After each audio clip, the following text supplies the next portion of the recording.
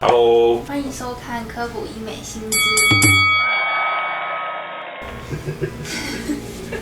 第一次很紧张。我好像天生比人家老，为什么有救吗？今天的主题很特别，其实偶尔会遇到有客人问这个问题就是说他有几个问题好像会让他觉得他比同学看起来要老。有人就会说，你是不是时间过得比较着急，这样老得快，或者是觉得你是不是老在那里等？他事实上他实际年龄没有那么大，但是呢，因为一些问题就让他觉得好像他看起来比较老。那为什么会这样？我们知道脸上的松啊垂会让人看起来老，可是有一些人因为年纪没有很大，所以他的皮肤先天就比人家要松，这个跟老化不是有一定的关系。通常你的脸皮可以这样特别捏起来的人，通常是天生。我们知道我们的脸分3层，第一层是皮肤跟皮下脂肪，第二层是筋膜，第三层是筋膜室跟脂肪垫。那在皮肤跟筋膜之间，它不是空空的一些东西，它有一些像须须一样的东西，它去抓住，让2层之间粘合在一起。可是有一些人，他先天呢，他皮肤跟筋膜之间须须的抓着力很不够，或是他这个须须很松散，所以他皮就可以很轻易这样子跟底下筋膜分开来。这个通常是天生的。也就是说，他年纪不用大，可能20几岁，他就皮特别松，所以他老化就比人家快。身为解剖美学的奠基者，我始终坚持解剖分层为基础，结构力学来设计，安全优先是原则。因为没效才是最贵，想做要找专业。可能人家要40岁才会达到这样一个松弛的程度，他可能不到30岁他就有这样松弛的状况。第一个想到的就是打音波，可是事实上这种它不是很适合打音波或电波，因为通常皮肤跟底下筋膜比较松散的人你会发现一个特色就是他皮通常特别薄，像我们这种皮厚的，或者像这种脸皮厚的就比较不会有这个状况。它的皮特别薄，所以它的真皮里面胶原蛋白含量也少，然后在我们的皮肤跟我们筋膜之间那些抓住2层的那个须须，主要成分就是第1型跟第3型胶原蛋白。当它缺乏这一种第1型跟第3型胶原蛋白的时候，它在打其实效果是很有限。这种简单讲就是它先天皮肉是有一点分离的，它捏起来就是皮捏起来，不是皮跟肉一起捏起来。我们要改善它，千万不要打电波，它用拉线的方式效果也不好。因为我刚刚说了，它其实底下是空空的，它的组织感觉像豆腐，你铁链穿过豆腐，你再拉回来，豆腐还是在原地，因为太疏散。所以像这种状况，就会建议他打童颜针，让它里面皮肤以下的胶原蛋白增加的时候，它那个紧致程度也是会有增加的状况。当然如果它特别厉害，然后又想要持久的效果，那我们可能就要打一些多余的松的皮把它修掉，然后再让它整个收紧。他年纪没有很大，但是他法令纹却比人家深，看起来就会比较凶，然后看起来比较老。但有些人呢，他其实年纪很轻，国中、高中的时候看起来就有点臭老。臭老，你知道意思吗？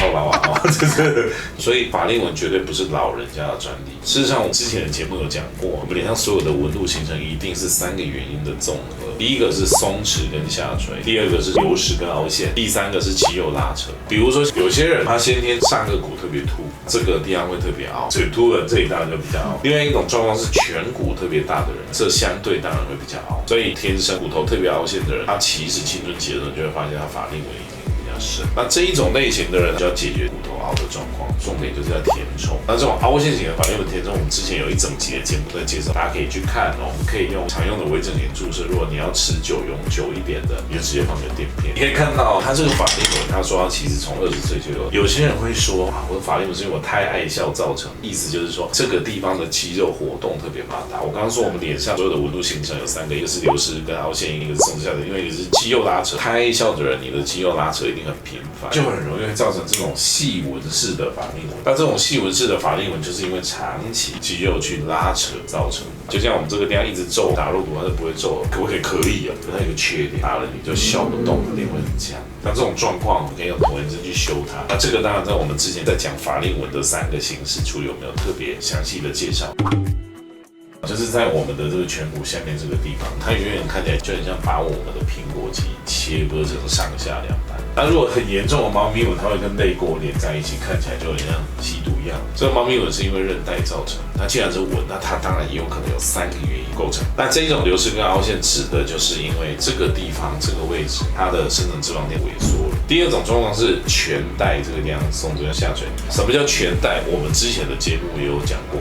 我们在处理猫咪纹的时候，你会发现一件事，有的人他猫咪纹是年纪大的时候才出现，可是有些人他年纪轻轻就有猫咪纹。如果你先天就有这个问题，你会发现一件事，你年轻人的时候，你有一点点猫咪纹，笑的时候是有点可爱的，就像酒窝年轻的时候笑得很可爱。可是呢，随着年龄，你的猫咪纹合并了一些松弛跟下垂的时候，它会越来越严重，就会开始显老，这时候猫咪纹就会慢慢变成印第安纹。所以你有这个猫咪纹的问题，也会让人看起来显老。还有一个特色，有猫咪纹的人，他不一定两边都有，他常是一边比较严重。那他怎么治疗、怎么处理呢？我们之前节目有讲。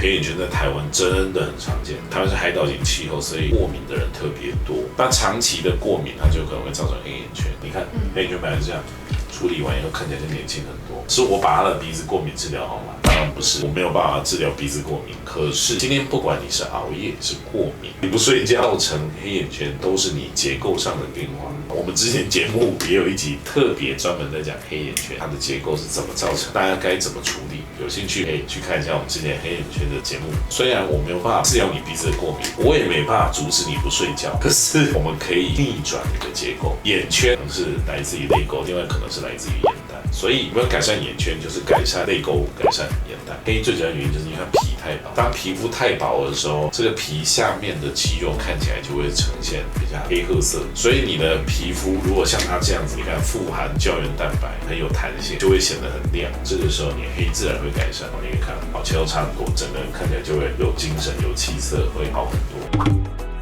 关于波纹的介绍，我们之前的节目也有讲过，大家可以回去看。波纹有分直的跟横的，那特别是横的波纹凸起，那绝对不是单纯老化，它是天生的。最主要是因为皮肤跟颈阔肌粘连造成的。所以我们要改善这个横的波纹，跟拉提是没有关系的，必须要改善粘连的地方，可以用一些童颜针或者是像一些小分子的玻尿酸去改善这个横的波纹。因为横的波纹一条两条没有关系，它很多条的时候也会让你的脖子看起来显老。今天的主题就是跟大家介绍，有些人他年纪或许不大，但是他觉得自己看起来就显老。那这几个问题，其实在我们之前的节目，每一个问题我们都有特别拿出来详细的讨论过。有兴趣，我们会把这个连结放在这个影片的下面，大家可以回头去看，你是哪一个问题让你觉得自己看起来显老啊？如果你只是瞎做一些仪器或是打一些东西，它往往是不能够达到你要的效果，反而会有一些奇怪的问题发生。没笑才是最贵，想做要找专业。我们今天的节目到这边，如果大家有兴趣的话，欢迎大家把我们的资讯分享给你的朋友，我相信可以给大家很多正确的一些概念。好啊，如果你分享给朋友，你跟我们说，我们的小编会在线上把我的一本电子书分享给你哦。那这本书里面写了很多的关于微整形一些解剖的一些概念，我相信对大家在爱美的过程中可以少走很多的冤枉路。今天就到这里喽，拜拜。